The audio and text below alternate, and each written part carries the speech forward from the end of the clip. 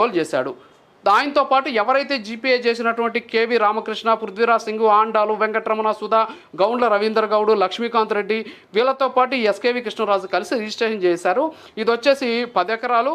ఇందులో Shankarpalli sub registrar office 2014లో 3213 document కింద దీని రిజిస్ట్రేషన్ అయింది. 2,70,00,000 రూపాయలకి ఈ భూమిని కొనుగోలు చేసినటువంటి పరిస్థితి. అంటే 29 ఎకరాల్లో ఎవరైతే అప్పట్లో ఉన్నటువంటి ఈమె ఇందాక నేను చెప్పినటువంటి ఆమె ఉన్నారో, సో ఆమె ఏం చేశారంటే దీన్ని తీసుకొచ్చేసి 10 ఎకరాలు అమ్మేశారు. ఆ 10 ఎకరాలని పవన్ కళ్యాణ్ 2014లో కొనుగోలు చేశారు. అంటే 1988లో జరిగినటువంటి ఒక అగ్రిమెంట్ ప్రకారం 1994లో జరిగినటువంటి మొదటి రిజిస్ట్రేషన్ ప్రకారం ఎన్ని రిజిస్ట్రేషన్లు అయ్యాయనేది మనం చూసాం. ఇందులో పవన్ కళ్యాణ్ తప్పెక్కడుంది? ఇది ప్రభుత్వ భూమి అయితే ఎందుకు రిజిస్ట్రేషన్ అయింది? ఈ మధ్యలో దాన్ని తీసుకెళ్లి నిషేధిత భూముల జాబితా 22A పెట్టారని చెప్పేసి కొంతమంది మేధావులు మాట్లాడుతున్నారు. మరి అన్ని పెడితే ఇన్ని రిజిస్ట్రేషన్లు ఎలా జరిగాయి? 22A జాబితాలో ఉన్నటువంటి ఏ భూమి కూడా రిజిస్టర్ కాదు అనేటటువంటి అవగాహన కూడా లేకుండా మాట్లాడుతున్నటువంటి పరిస్థితి.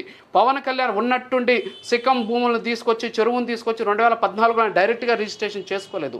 ఎప్పుడో 1988 నుంచి వస్తున్నటువంటి ఒక రిజిస్ట్రేషన్ సంబంధించినటువంటి డాక్యుమెంట్స్ని తీసుకొని లింక్ డాక్యుమెంట్లన్నీ పరిశీలించిన తర్వాత, న్యాయ నిపుణుల సలహా తీసుకున్న తర్వాత ఎస్ ఈ భూమిని కొనుగోలు చేయొచ్చు, ఈ భూమి నిజంగా సిక్కం పట్టా భూమి అని చెప్పిన తర్వాత ఆయన కొనుగోలు చేసినటువంటి పరిస్థితి.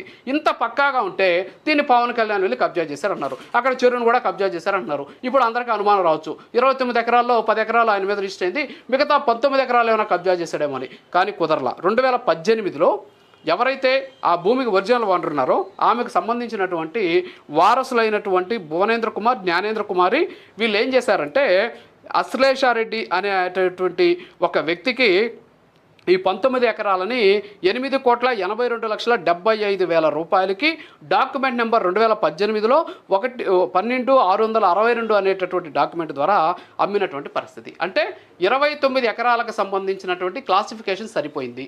అందులో 10 ఎకరాలు ఎవరి దగ్గర నుంచి కొన్నారో వాళ్ళే పవన్ కళ్యాణ్ గారికి విక్రయించారు. సో ఇంత పక్కాగా డాక్యుమెంటియల్ ఎవిడెన్స్ ఉంటే ఇది కబ్జా చేశారు, ఇది చెరువు భూమి, ఇది 22A జాబితాలో ఉంది, ఇది ప్రభుత్వ భూమి, చెరువును కబ్జా చేసేశారు అని ఎలా చెబుతారో అర్థం కానటువంటి పరిస్థితి.